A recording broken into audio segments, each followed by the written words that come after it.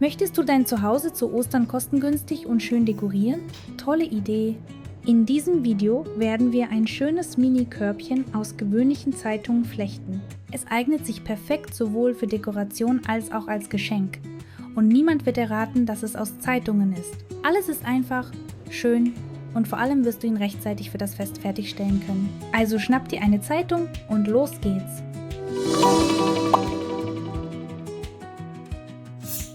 Hallo zusammen, ich bin Katharina und ich freue mich, dich auf meinem Kanal zu sehen, wo aus gewöhnlicher Zeitung etwas Einzigartiges und Unvergessliches wird.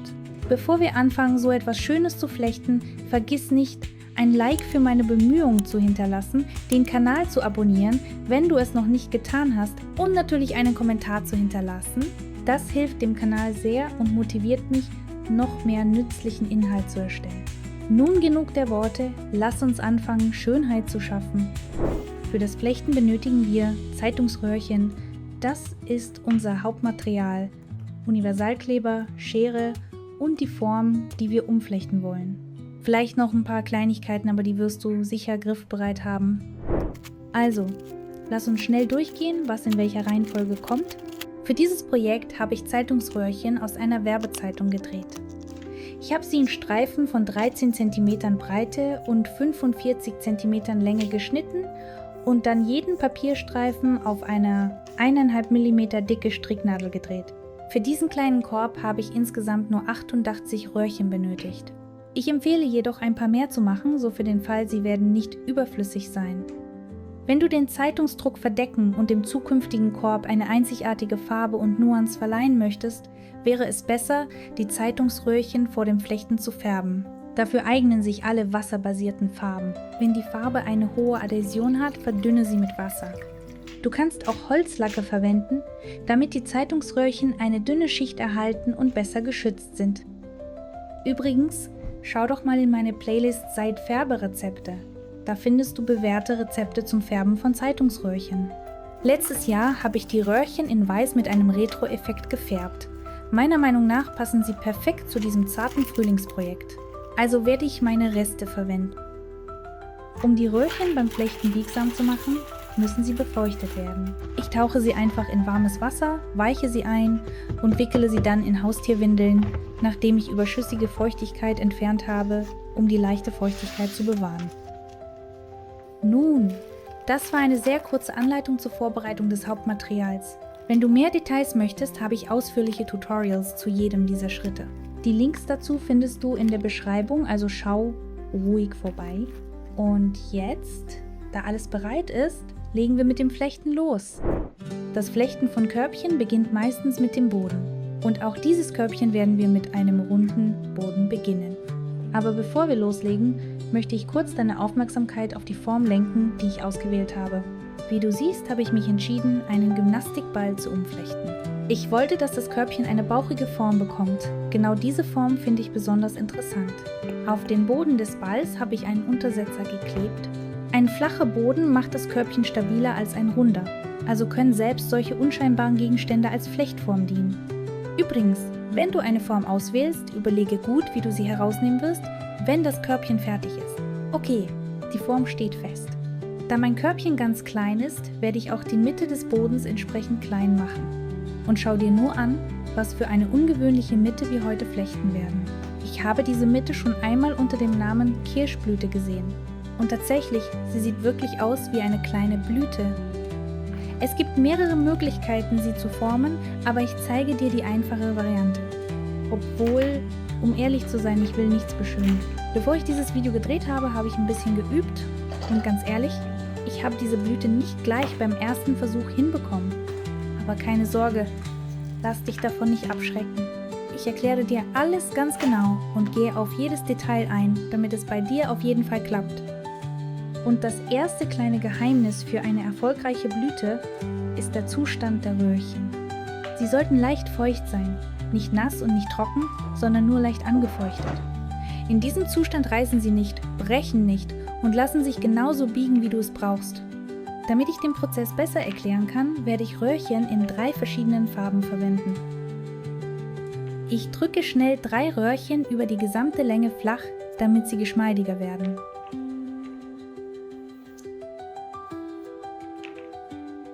Und jetzt volle Konzentration. Wir nehmen das erste Röhrchen und legen es vertikal hin. Dann legen wir das zweite Röhrchen waagerecht direkt darüber. So, über Kreuz.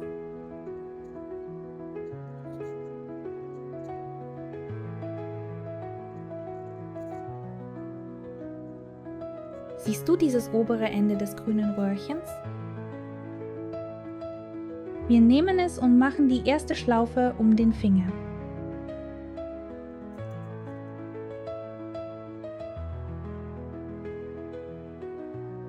Okay, bis hierhin ganz einfach. Achte jetzt auf den Winkel zwischen den beiden Röhrchen und auch auf diese Schlaufe über dem Finger. Jetzt werden wir das linke Ende des gelben Röhrchens genau hier durchführen. Zuerst zwischen den beiden Röhrchen und dann direkt in die grüne Schlaufe.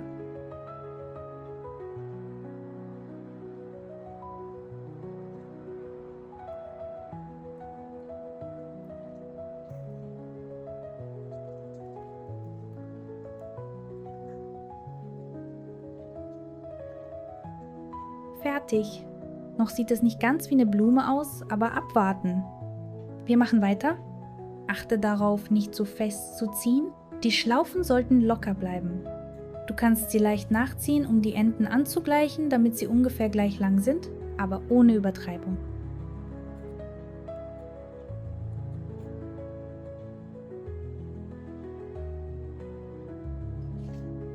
Okay, weiter geht's. Jetzt achte auf die untere rechte Ecke.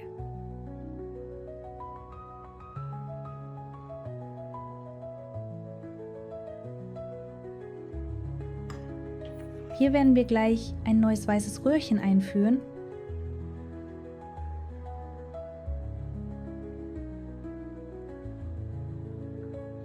Durchgezogen. Jetzt gut aufpassen. Siehst du diesen spitzen Winkel zwischen dem weißen und dem gelben Röhrchen? Merke ihn dir. Und schau mal hier, du solltest oben links 2 Schlaufen haben, eine grüne und eine gelbe. Jetzt führen wir das obere Ende des weißen Röhrchens genau hier durch. Guck mal, so geht's. Ich wickle das weiße Röhrchen an der Seite der grünen Schlaufe herum. Führe es zwischen dem gelben und dem weißen Röhrchen hindurch und direkt in beide Schlaufen, die gelbe und die grüne.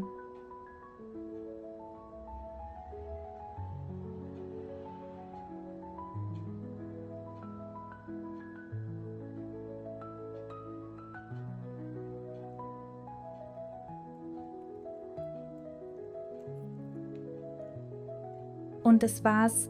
Die Blume ist fertig.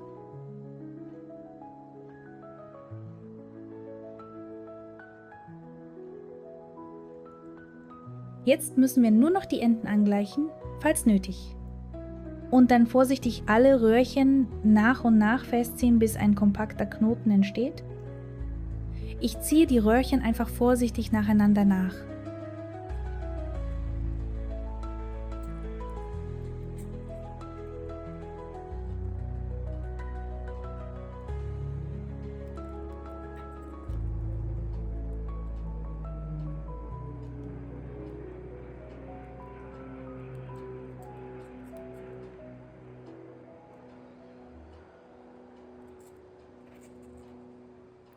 Und hier ist sie, unsere Kirschblüte. Sie hat 6 Blütenblätter und unter jedem ragt ein Röhrchen hervor.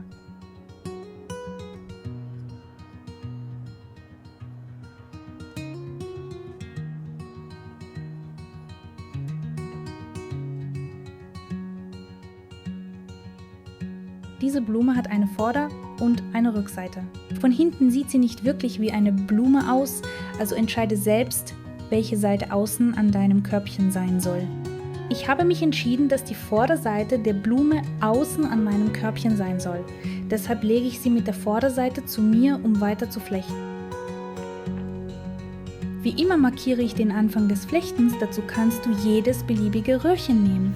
Übrigens, diese abstehenden Röhrchen nenne ich Ständer. Sie bleiben während des Flechtens meist unbeweglich und genau um sie herum wird geflochten. Die Röhrchen, mit denen wir flechten, nenne ich Arbeitsröhrchen. Also, wir nehmen ein neues Röhrchen und falten es in der Mitte. Wir wickeln es um die markierte Stände herum. Guck mal, jetzt haben wir sofort 2 Arbeitsröhrchen, mit denen wir anfangen zu flechten. Siehst du das Röhrchen, das jetzt oben liegt? Das ist das linke. Wir legen es über das zweite Röhrchen und führen es direkt hinter den nächsten Ständer. Hinter den Ständer geführt und sofort nach vorne herausgezogen. Jetzt nehmen wir wieder das äußerste linke Röhrchen und wiederholen das Ganze. So umflechten wir abwechselnd jeden Ständer, indem wir uns I am Kreis bewegen. Wir beginnen immer mit dem linken Röhrchen. Dieses Muster nennt sich gerader Zopf mit 2 Röhrchen. Wir flechten weiter I am Kreis.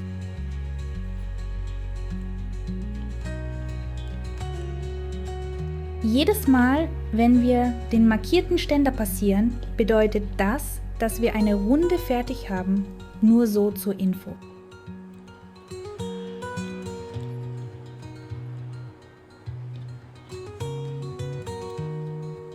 Und wenn die Arbeitsröhrchen zu kurz werden, müssen wir sie verlängern.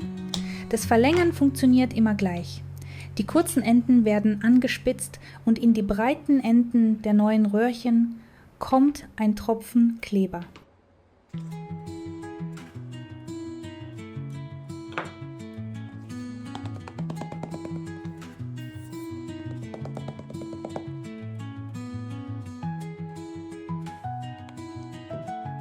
Fertig!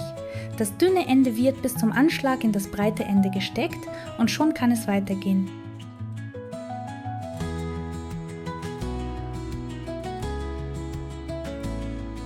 Jetzt sind die Arbeitsröhrchen wieder lang genug und wir können weitermachen. Noch ein paar Reihen, dann schauen wir, was wir haben.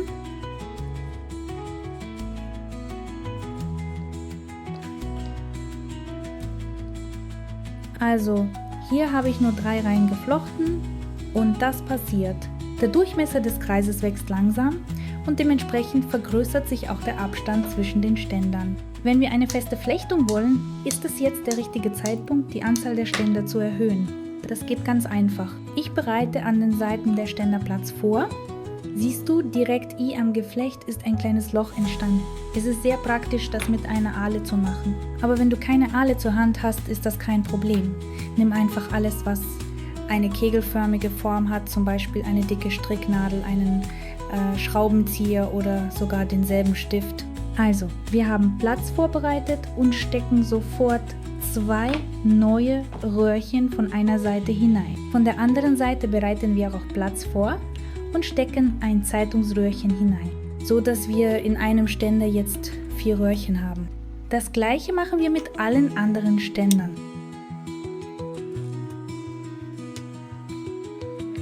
Und dann flechte ich noch 2 Reihen, damit die neuen Röhrchen sicherer I am Geflecht fixiert sind und nicht herausrutschen.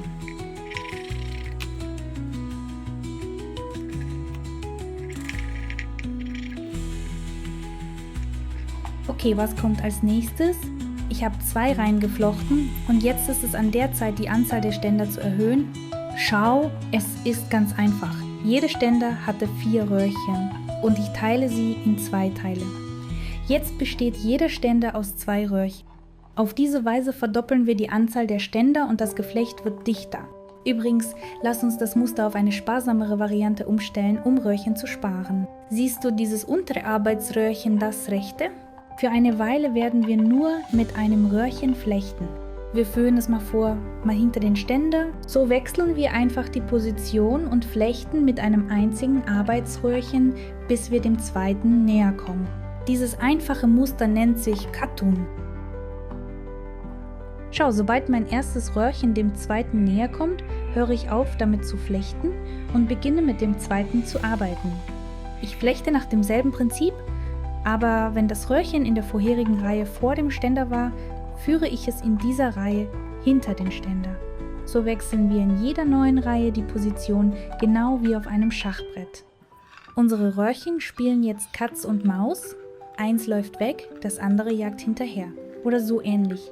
Zumindest ist es meine Assoziation. Woran erinnert es dich? Schreib deine Assoziation in die Kommentare. Ich bin sehr gespannt, vielleicht ist deine Idee einleuchtender und ich kann sie in meinen zukünftigen Tutorials verwenden.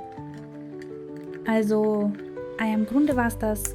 Jetzt flechten wir weiter, bis wir den gewünschten Durchmesser erreichen.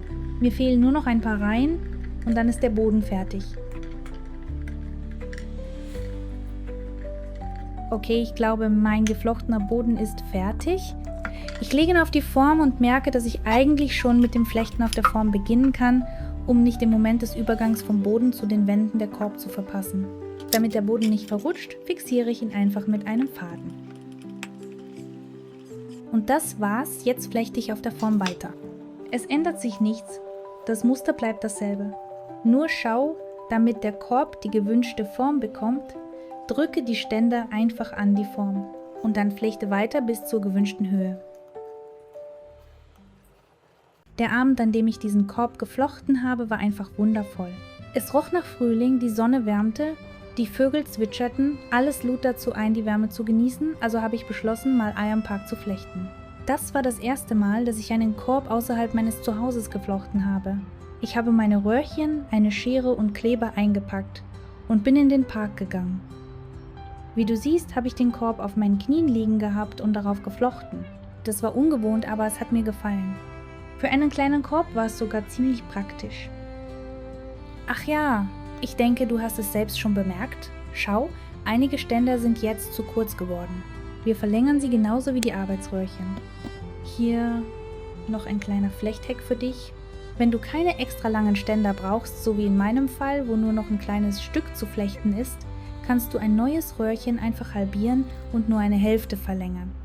Klar, bei so einem kleinen Projekt macht es kaum einen Unterschied, ob man 6 oder 3 Röhrchen benutzt. Aber wenn es viele Ständer sind, merkt man die Ersparnis schon. Ich mache das mittlerweile automatisch. Sehe ich, dass nicht mehr viel zu flechten ist, verlängere ich nur eine Hälfte, egal wie groß der Korb ist. Und zufällig habe ich genau diese Technik bei diesem Korb angewendet. Ein perfekter Anlass, um diesen kleinen Trick mit dir zu teilen.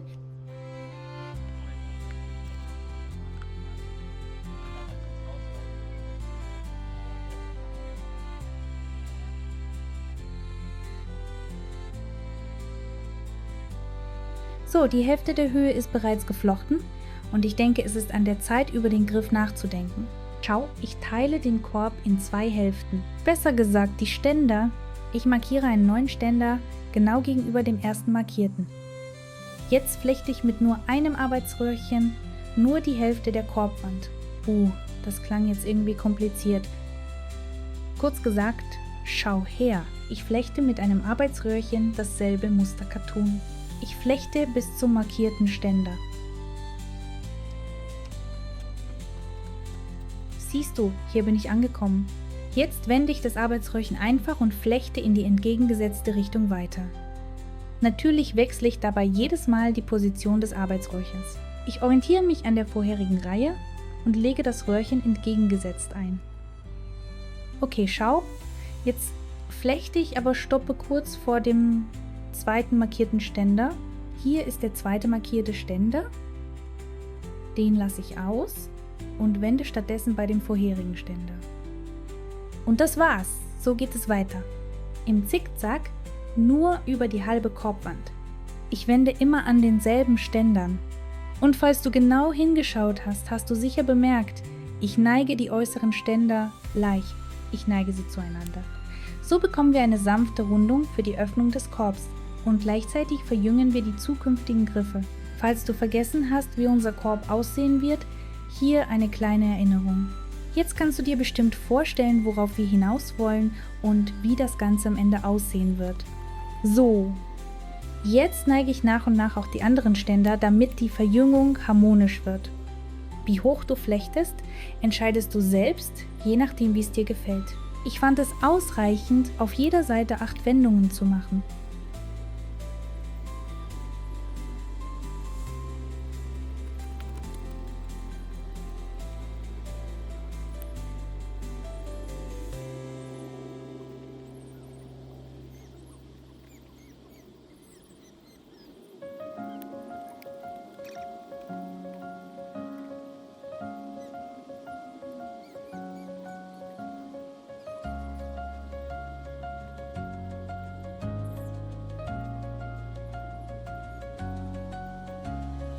Jetzt mache ich eine kurze Pause und flechte die zweite Hälfte des Griffs mit einem zweiten Röhrchen. Die zweite Hälfte ist gleichzeitig einfacher und schwieriger. Einfacher, weil die Ständer nicht mehr abgezählt werden müssen. Alles, was noch nicht eingeflochten ist, wird einfach mit dem zweiten Arbeitsröhrchen geflochten. Die Schwierigkeit liegt darin, alles möglichst genau wie beim ersten Mal zu wiederholen. Also die Ständer genauso neigen wie bei der ersten Griffhälfte, aber keine Sorge, falls etwas nicht ganz passt, kann man es immer wieder aufmachen und neu flechten. Also wir orientieren uns am ersten Griff und wiederholen das Ganze bei der zweiten Hälfte, auch was die Anzahl der Wendungen betrifft.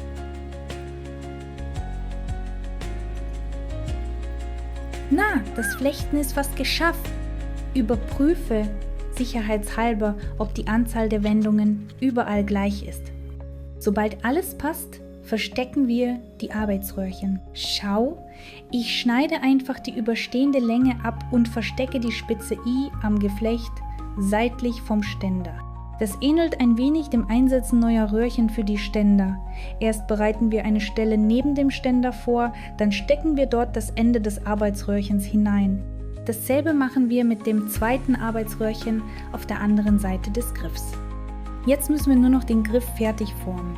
Siehst du diese herausstehenden Ständer? Wir verbinden sie einfach miteinander und der Griff ist fertig. Man kann ein wenig experimentieren und die Ständer zu einem interessanten Muster oder Zopf flechten. Oder man verbindet sie einfach gerade ohne viel Schnickschnack. Hier entscheidest du ganz nach Gefühl, was dir besser gefällt. Ich wollte mir etwas Ausgefallenes ausdenken, aber die Sonne war schon untergegangen, es wurde kalt und ich fing an zu frieren. Am Ende habe ich den Griff zwar fertig gemacht, aber als ich nach Hause kam, merkte ich, dass er total schief geworden war. Also habe ich ihn zu Hause noch einmal überarbeitet. Deshalb zeige ich dir gleich einen kleinen Trick, wie du die Ständer am einfachsten zu einem geraden Griff verbinden kannst. Jetzt zeige ich dir, wie man alles ganz einfach verbindet. Zuerst richten wir die Ständer aus und legen sie so, wie es uns gefällt. Ich zum Beispiel wollte die Überkreuzung von zwei Ständern in der Mitte des Griffs lassen. Danach fixiere ich einfach alle Ständer mit Klebeband. Als ich den Griff I am Park geflochten habe, hatte ich leider kein Klebeband dabei. Die Röhrchen sind mir buchstäblich auseinandergefallen und aus den Händen gerutscht. Deshalb ist am Ende alles schief geworden. Mit der zweiten Hälfte des Griffs mache ich genau dasselbe. Wenn beide Teile fixiert sind, verbinde ich sie einfach miteinander. Man kann die überstehenden Röhrchen etwas kürzen, um die Verbindungsstelle zu glätten. Dann fixiere ich die beiden Teile ebenfalls mit Klebeband.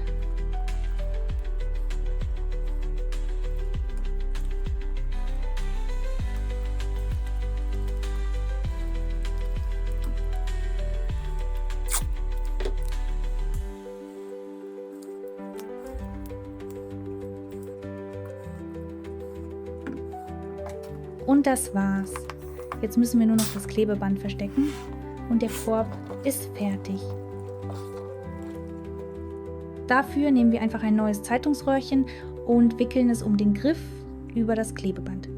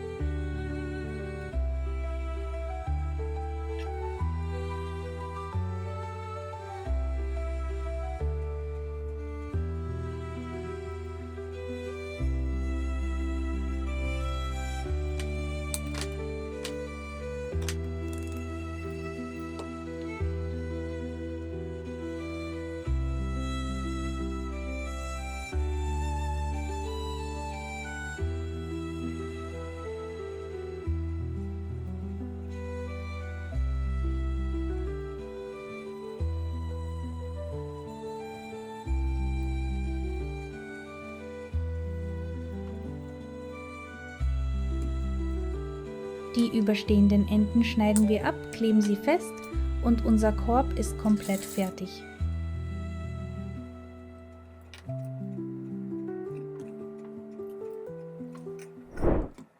Na, der Korb ist jetzt komplett fertig, aber wenn du möchtest, dass er stabiler ist und dir viele Jahre hält, vergiss nicht, ihn mit Holzlack zu versiegeln. Du kannst entweder einen transparenten oder einen farbigen Lack nehmen, das hängt ganz von deinem Geschmack ab. Ich benutze meistens verdünnten, transparenten Lack. Er ist flüssig, hinterlässt keine Tropfen und dringt gleichmäßig in die Röhrchen ein. Nach dem vollständigen Trocknen wird der Korb hart, das Geflecht stabil und außerdem ist er dann unempfindlich gegenüber Feuchtigkeit. Ja, genau. Nach dem Lackieren kannst du den Korb sogar mit kühlem Wasser und etwas Flüssigseife abwaschen. Also, falls er mal schmutzig wird, keine Sorge, auch wenn er aus Zeitungspapier geflochten ist, kann ihm jetzt nichts mehr passieren. Na, wenn dir das Video gefallen hat, lass es mich wissen. Du kannst nicht nur einen Daumen nach oben geben, sondern auch einen Kommentar schreiben. Übrigens, wie findest du die Idee, noch ein paar schnelle Osterprojekte zu machen? Teile deine Gedanken, schlage Ideen vor und schick das Video auch an deine Freunde. Ich verabschiede mich nicht, sondern sage bis zum nächsten Video.